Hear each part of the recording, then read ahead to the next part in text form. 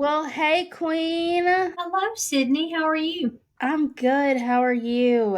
Good. Good. We are back with another episode in our series, Navigating Life in the Middle. What a time to be alive. We're getting through this. We're on episode 6 of this series out of 8. So we have 2 more episodes in this series, which is a fun time to be alive. So we're rounding it out, but today, we're going to be talking about when you're called to lead, even if you don't feel ready. So many of us find ourselves in leadership roles, either in the workplace or within our social circles. Today, we're going to be addressing finding confidence, grounding leadership in faith, and growing into the role God calls us to fill. Welcome to No More Sunday Scaries, a podcast for women navigating the chaos of life, love, and work, all while keeping Jesus at the center. If you're in the middle and figuring out what's next, this is your safe space to laugh, learn, and lean into God's plan for your life. I'm Emily. And I'm Sydney.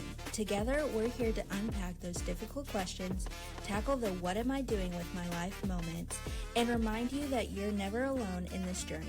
So grab your coffee and let's kick those Sunday scaries to the curb. Because with faith, community, and a little bit of fun, the work week doesn't have to be so scary. Let's dive in. Emily, let's start off talking. Have you ever been called to lead, even if you did not feel completely ready? Honestly, I think most of the times when I have had to lead, it has been when I have not felt ready.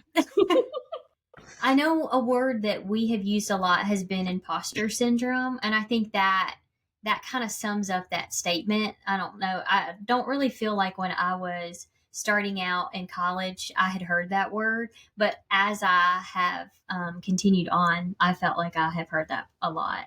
And so, yes, I feel like a lot of the times when I have felt God calling me to lead, or someone else maybe saw something in me of like, hey, could you do this? My instant thought is like, oh my gosh, no. Like out on the outside, I'm like, yeah, sure. And then I go back to my office and I'm like, oh my gosh, this is it. I'm not ready. Mm-hmm. Because we talked about this. I'm an overthinker. I'm a perfectionist. And so I'm like, how's this going to go wrong? How am I going to have the words to say? I'm not ready. And so I just think there's been a lot of times when I haven't felt ready, but I have always felt like God tugged me in a certain direction. And so I think about this of sometimes work, but I know one of the things was like socially, has there ever been time to lead? There has been a time when God has kind of pulled me to lead with like my Bible study group. Mm-hmm. And so there was a time when, and actually I'm going to give an example when I felt called to lead and then it didn't work out. Mm-hmm. And it wasn't that bad. Because I think a lot of the times when we're like, oh my gosh, I'm supposed to do something, what if I fail? And this kind of was a fail. And it actually, I think I learned a lot through it. So now, I don't want to say now, I'm so confident and I go head first. I still get nervous. But so I had a Bible study group, and it was women in my age, or women close to my age, that were in the same season of life. And so that was like singles, 20s and 30s. Mm-hmm. And I thought, and we live in a small town, in a college town. And it's like, you don't meet people unless you like know somebody. Like there isn't a big social scene for people in this season of life, this age. You kind of just meet through mutual friends. And I felt called to lead, hey, you need to start like this community group. Not just at the church, but like in the town, because we're in the South. So, a lot of, I would imagine, individuals here are religious. And so it wouldn't be hard to find people our age that are Christians. And so It's like, you need to create a space for people that are in the season of life that are scared to maybe step out on their own, mm-hmm. or scared to maybe join a Bible study, like have a big social group to where like you can come and go as you please and it's not as intimidating. And so that was kind of the vision. And I just kept feeling that pull. And that's honestly why I like settled in Starkville and I bought my house, mm-hmm. because I was wishy-washy of like, I don't know if I should stay or if I should go. And around that time, God was like, you need to stay here. Mhm. And then I felt like, well, why? And it was, you need to start this group. So I I chatted with my Bible study girls, and I was like, hey, I feel like we should do this. And they're like, yeah. And so it was like, I was kind of the leader of our group. I don't even want to say leader, but like kind of, when you're in a group project and one person's like, okay, let's create a Google Doc, which I think we maybe did create a Google Doc and write all our ideas out. And so I kind of led that effort because you need someone to be like, okay, let's lead this. And then I reached out to our church and was like, hey, I'd love to schedule a meeting. I think I reached out to like the youth pastor, maybe the main pastor, like, hey, we're some gals in our 20s, 30s, single. Would love to chat with you about maybe a ministry that we don't have, because we didn't have like a singles ministry, which I even hate to say that because that just sounds like a date market. But isn't it the perfect place to find somebody? So, but we didn't have anything like that. So I reached out to the pastor and I was like, hey, let's meet. We did. He was like, it's a great idea. And then it just didn't shake out. It didn't work out. And then a couple months later, another group, it worked out with a different group. And so I had this moment, meaning it didn't work out. It just, due to timing, due to commitment, due to communication, it just fell flat. Mm-hmm. And so then I'm sitting here and I'm like, well, God, I felt your call. Like, I don't feel like I confused your call. Why didn't it work out? And I don't really know if I got an answer. Like, I still don't know why it worked out, but I think like I have a piece about it not working out. Yeah. And I think it was just him maybe teaching me, just trust it, even if it's not going to work out. And like, don't be hesitant now because this didn't work out. Something isn't going to work out in the future. Because I did learn a lot through that of, even though it's a great idea, there's a lot other things going on and all this stuff. So I did learn something from it, but it actually wasn't. I was mad and frustrated that it didn't work out. Me and my Bible study friends had talked about that, but anyway, so that's just a good example of it didn't work out. And it wasn't the worst thing. But there have been other times where I have been called to lead, or someone at work has seen something in me that's like, hey, you should lead this. And it did work out.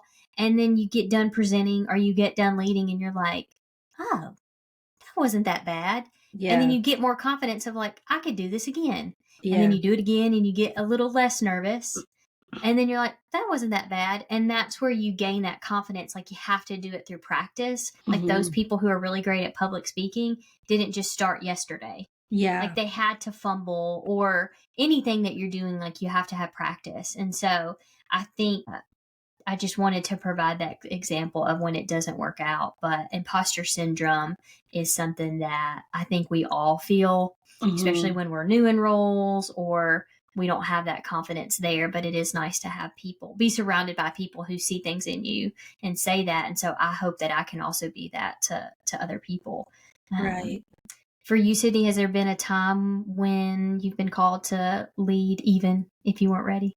Yeah. I feel like I've had a few instances where I feel like I've been called to lead and did not feel ready.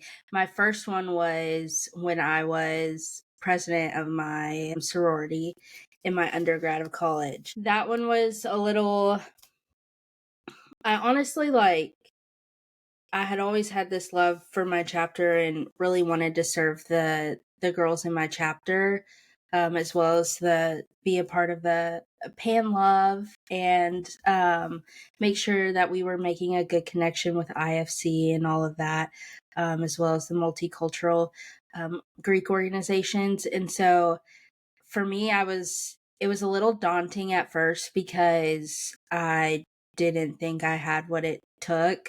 When you're in that type of role, it's very lonely. And I think that's the thing is like everyone, of course, like when you're in that leadership role, like your purpose in that role is to serve the chapter. But sometimes the person who's serving still needs to be fed as well and things like that. They can't just constantly give out to everyone else. So for me, I was a little worried about it in the beginning, just because I didn't know really if I had what it took or anything like that. And when you go to like those leadership conferences with other exec members within other chapters of your organization, you kind of get a little more imposter syndrome because you're like, maybe I don't deserve to sit around this table like everyone else. And so for me, especially, like, I'm not trying to make this like a black or white thing, but there weren't a lot of girls that looked like me. Fortunately enough, though, my organization really cherished making sure that we had a variety of women who really encompass the whole values and creed of our organization. But it was just kind of like, ooh, like no one really looks like me. I don't really know anyone here, kind of thing. So just those different situations that I got put in with that. And then just, the challenges of being in a leadership role. Again, a lot of people are coming to you with their problems, and understanding that a lot of people are going to want their problems addressed first before they even try to like establish that connection or check on you as their leader or anything like that. But again, like as a leader, you're called to, almost your purpose is to serve others. And so I think in that moment I was just a little, it was challenging for sure, just because you're in a chapter of 100 other women that just have differing opinions, and just trying to keep everyone level headed was definitely interesting. But we accomplished it. We made it the whole year, so that was great. And then there were just a few other instances where it's like, especially in my job, and then also being a GA in my master's program, I was called to lead groups in, your coursework or anything like that. And so I think the thing is leadership is such a great opportunity to, number one, learn a lot about yourself, but number two, learn a lot about people. And so I look at it as like more of like a growth opportunity. So even if I feel like I'm not ready to lead, I know that I'm my father's daughter, and he's going to equip me with what I need in order to be a good leader in that space. And so for me, it's just really trying to like keep myself level-headed, because I'm never, if I'm ever in a leadership role, it's not really like I'm seeking it out. Or sometimes I do put my hat in the ring, like for instance being president, but it's not like when I do get those roles, or if I get a role in leadership, I'm not looking to just fulfill my own needs. I'm really wanting to make sure that I am almost like channeling my inner Princess Di, right? Like I'm the people's leader. So yeah, I think in those moments, like, you can really learn a lot about yourself and learn a lot about people. And so, but yeah, when I feel like I'm not ready to lead, I would be lying if I don't let the devil speak into my mind, saying like, you're not good enough for this, you you don't need to sit at this table, you're not worthy of this position.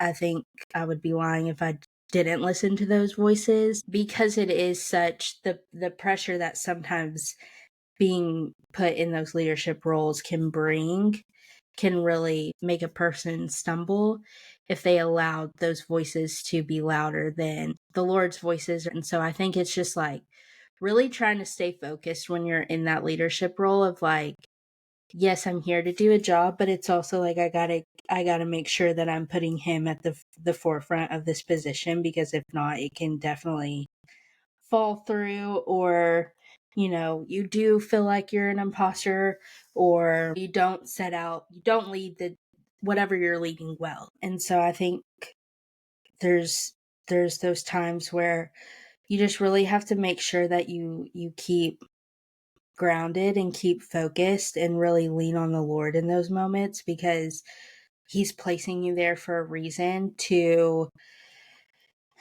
add this to your story, but also to help someone else with their story as well. And so I think that those leadership opportunities are a great opportunity. And even if you do have an instance where maybe you fall short or maybe you feel like you failed or anything like that, maybe in society's world you felt like, or you might have failed, but like really at the end of the day you more than likely didn't. More than likely just learned something that you'll take with you and that you probably won't do again, and it's just something that will help build your character, and help grow you.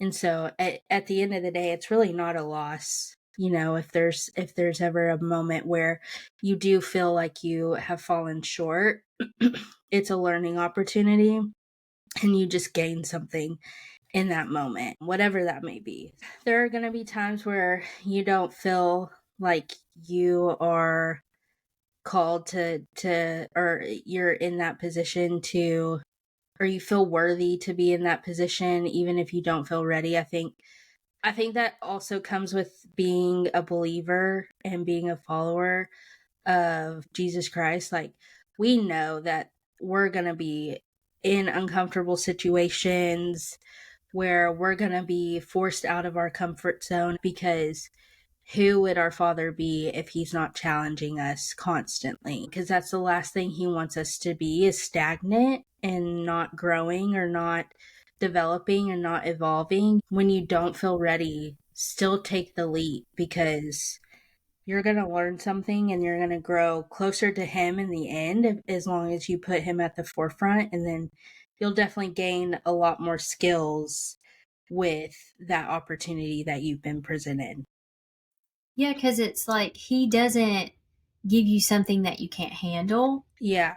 even though you think you can't. Yeah. When something, and not to say everything that's presented to you is for you. Like Mhm. sometimes you got to say no to things because maybe it's not for the best. But when a leadership opportunity or a time to lead comes up, Mhm. if you weren't ready, sis, it wouldn't be in front of you. Right. Or if your supervisor or your friends are asking you to lead, they're not going to typically trust you and ask you to do these things if they don't believe you can do it.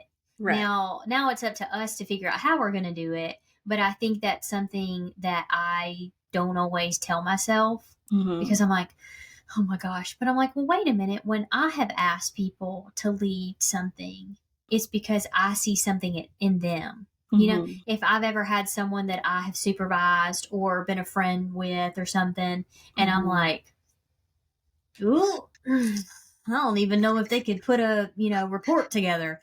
I'm not I'm not going to be like, hey, it'd be really great if you, and I know all my examples are like presenting, but that's the one example I have. But if someone wasn't good at their job, I don't think I'd say, hey, it'd be really cool if you presented at this training. When I'm like, why don't you figure out how to do your job first and then let's present, Like, please Right. don't tell people how to do it because you're not doing it right. Yeah. And so I have to think about that, of like, whenever I have had to ask people to do things, or when I've been in a friend group and I've asked, hey, could you lead this? Yeah. It's because I know that they could do it. And I know that they, not only that they could do it, but they could be good at it. Mhm. And so I think that a lot of the times when we have that self-doubt, it's uh, it's all internal. Mhm. Like, no one, I think we are confident in speaking about our insecurities. I don't see, well, maybe not all of them. Hold up. Maybe not all of our insecurities. Hold on. Let me bring that back. I'm like, let me be a little bit more humble, because but like, I'm okay with talking about areas of improvement. Like, we've talked about things that we're not so good at, and so those things we talk about. But I don't always share every negative, insecure thought with you or with friends that I have, because Mhm. then I'd be like, y'all think I'm crazy. Like, if I tell you how much, but then when I hear other people telling how much they overthink things, I'm like, okay, good. I thought it was just me. Your train of thought, Yeah. and you're like, how did I get here? And so a lot of that is internal silent. And so Yeah. you don't hear people sharing what's happening to them in that way. And so you're like, it's just me. this person presented, but maybe they were nervous, but I couldn't tell. I have no idea what that prep looked like. And I have no idea when they got the opportunity if they were also freaking out. It's all silent and internal, which means it's all made up. And because, like you said, the devil is telling us lies because he knows our insecurities and he knows that self-doubt. Because, too, there is a difference between confidence and being cocky. Yeah.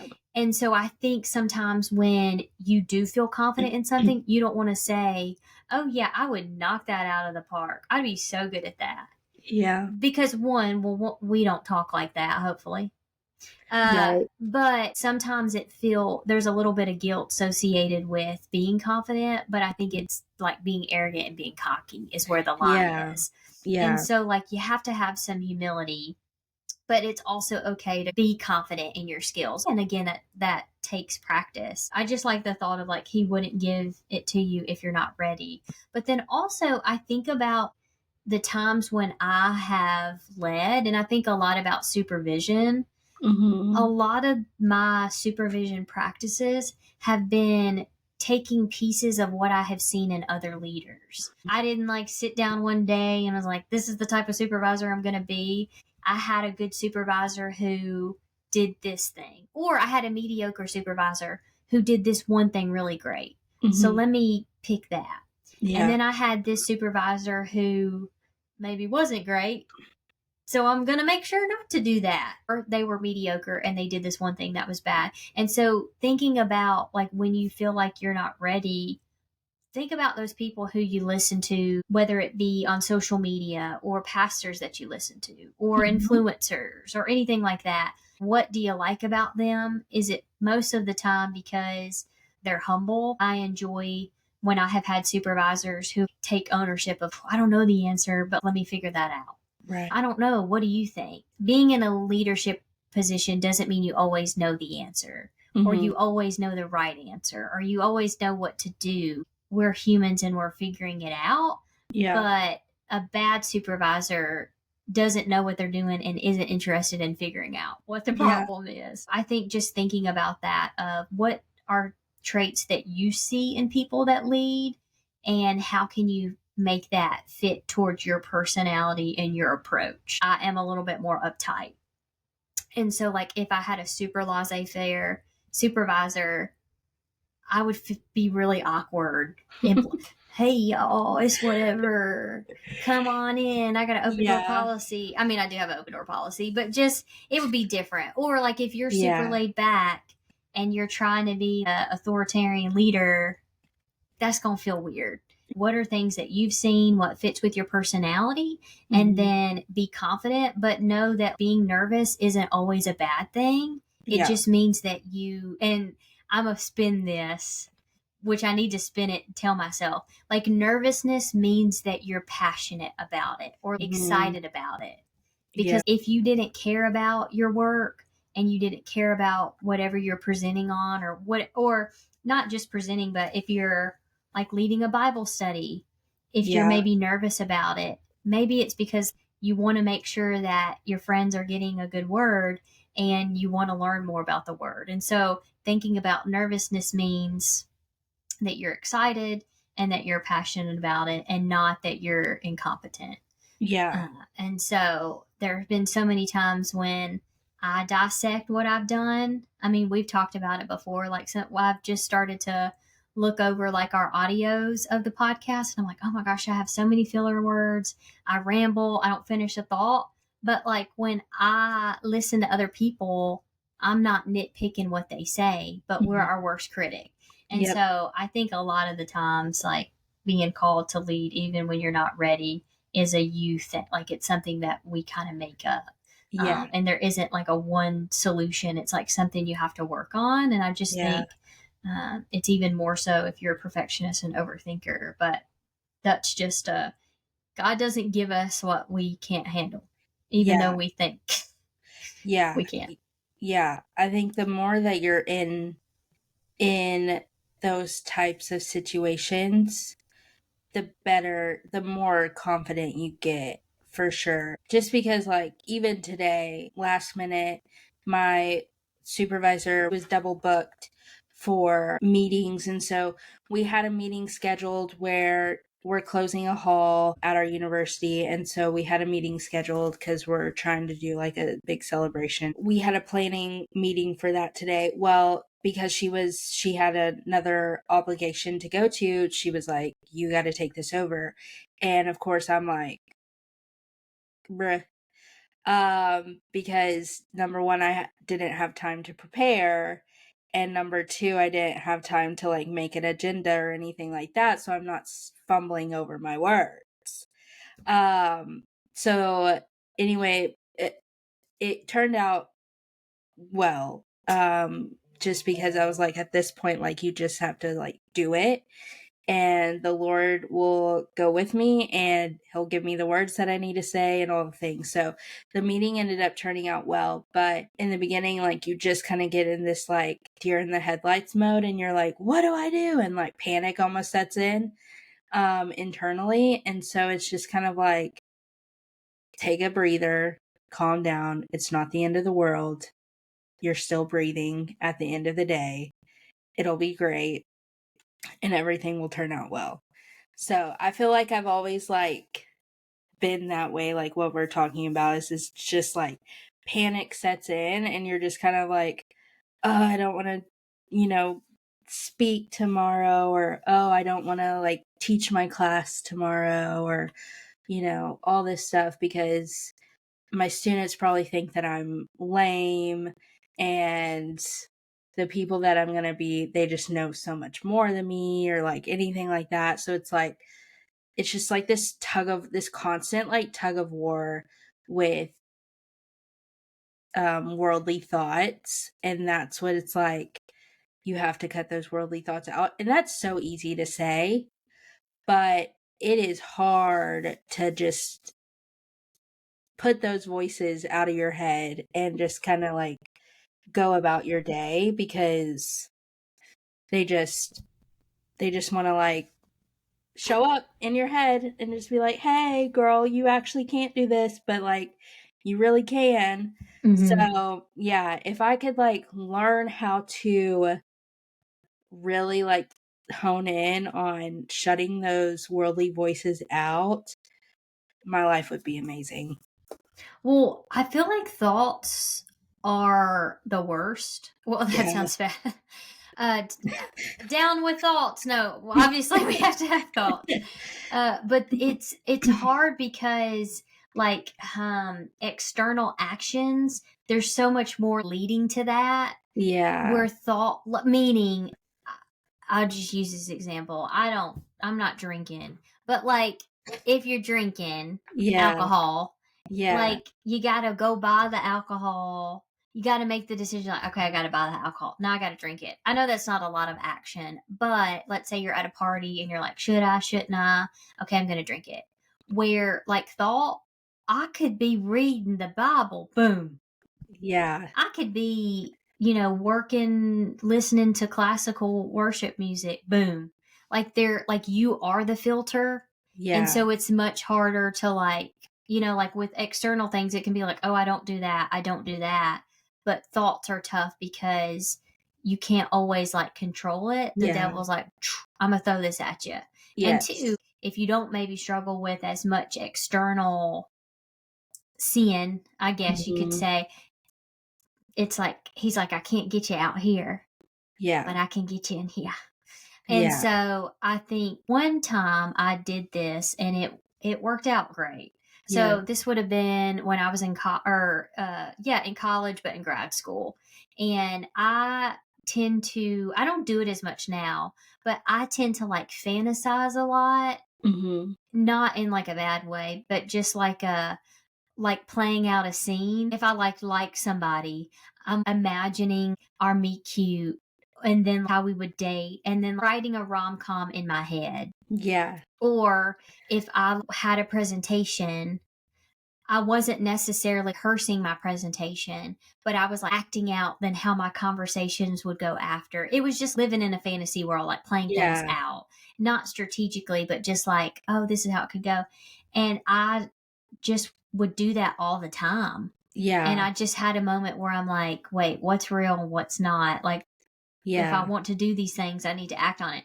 And so I was at church and the preacher had mentioned something about like, if you have thoughts that lead you astray from things or reality, Yeah. verbally, when you think those things, verbally say stop.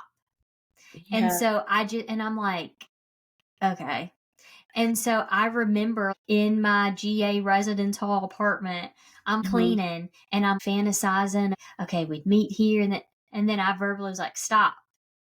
And then I'd get to doing something. And it worked. I Yeah. had to do it a lot more times than just the one, of Yeah. course, because it was like Right. it was a habit that Yeah. I had trained. I would just fantasize about so much of like, oh, I'm going to say this one thing in the meeting and everyone will cheer me and all this stuff. Yeah. And then I'd be like, stop. And then it was like a reinforcement. You train the dog, they do something good, they get like a Yeah. dog treat. It was very much like that. And I noticed my fantasizing thoughts diminished. And then I didn't have to say stop. And Mhm. so I've done that. But like that's like a practical thing. Like that actually worked. And I Yeah. don't like fantasize as much. But then Yeah. when I find myself starting to do it, because then also I'll think about like worst case scenario. Yeah. And it's like, stop. Like, Yeah. there's a difference between if you're leading a meeting and practicing like what you would say, and Yeah. then like dreaming what would happen and, you know, the cheers and the hurrah and the stuff that would happen afterwards and the fake conversations that would happen afterwards. That was something that I felt like was really helpful to me. I physically had to be like, stop. And then I was like, Yeah. listen to music. So, Yeah, that's a really good like practice to do. Just cuz I feel like it almost gets your mind on you physically saying stop mm-hmm, rather than the thought that you're having. And so I feel like that's a good way to just kind of like refocus mm-hmm. and keep moving forward. And kind of like well, I didn't know this word then, but like a grounding activity of Yeah. like, quit living. Nope, you're Yeah. here. Yeah, come back. Like get your feet on the ground. So, but hmm yeah, I really enjoyed um that tactic cuz I think that that's something that our audience could definitely use as well. Before we get to how we're protecting ourselves against the Sunday scaries, is there anything else you would like to share? Yes, I thought Okay. about now. If you know a little bit about this Bible story, feel Mhm. free to interject. But I was just thinking, like when we had this topic of people in the Bible, I more specifically, women in the Bible who were called to lead when they weren't ready. And Mhm. my first thought was Esther being put in the position and then being called of, because is that in that story, is that the verse of like such a time as this, or is that in like a novel or something? No, I do Isn't believe it? that yeah, I do believe that Okay, like that being is called such a time as this, I think because before she didn't intentionally go there to protect the Jewish people, but she went through the process of guy picking his wife and yeah, then was called to protect her people and risk her life to protect her people. When you think about that, her courage, and she's literally risking her life, and I'm over here getting nervous about a 30-minute PowerPoint presentation or like right. leading an hour Bible study, and she's going in front of the king Yeah, risking her life for her people. And so yeah, I just think that's such a, and I wish I could remember, there's a lot of movies about it, like The Prince and Me or something, or maybe that's yeah. I think that's like a rom-com. But maybe it's called The King and I, but there's some Maybe, version yeah. of her story that's a movie, Mhm. and it's really great. But I thought about Esther, how she, if anybody felt like they were called to lead and they weren't ready, I mean, she's a Yeah, perfect example of that. yeah, for sure, absolutely. That's a really good example to look into. Ruth is another good one. She's definitely a good one. And then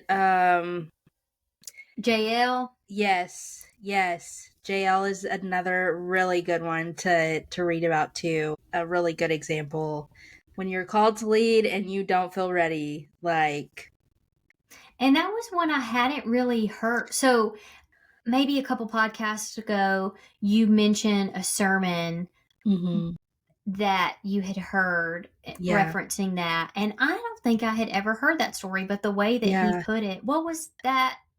So podcast called? Yes, Pastor Robert Madu, he had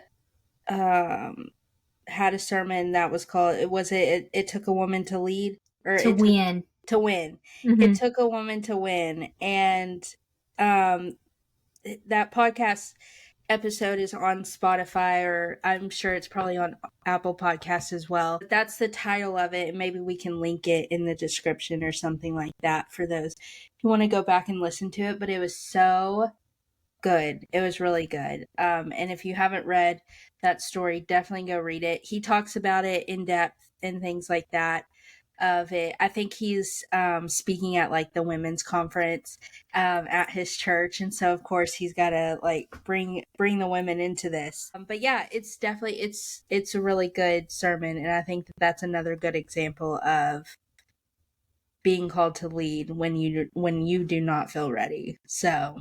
And actually, now that you mention it, if you go to No More Sunday Scaries on Spotify, there we have a personal growth playlist, and that podcast, It Took a Woman to Win, is on that playlist. Solid. And then this also fits the Sadie Robertson Whoa That's Good podcast, the episode Why Delusional Confidence is Actually Necessary Sometimes.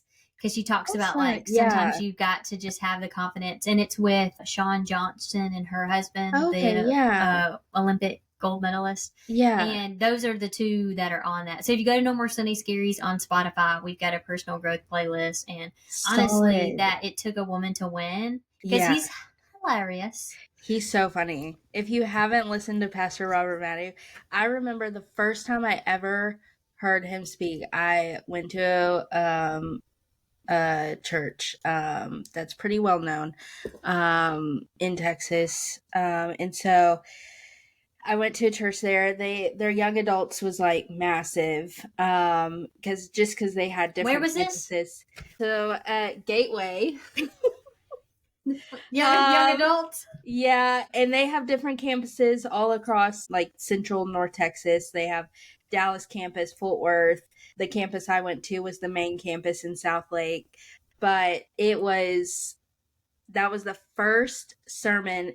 He was the first pastor that I had heard, and he doesn't preach at Gateway. Like, he's not on the pastor staff at Gateway. He's actually the main pastor at Social Dallas, which they literally just got like a whole building and everything. So that's fun for them because they were having to go all over Dallas to have their services. But anyway, so the first message I ever heard him listen to or preach on was he was talking about the comparison game, basically.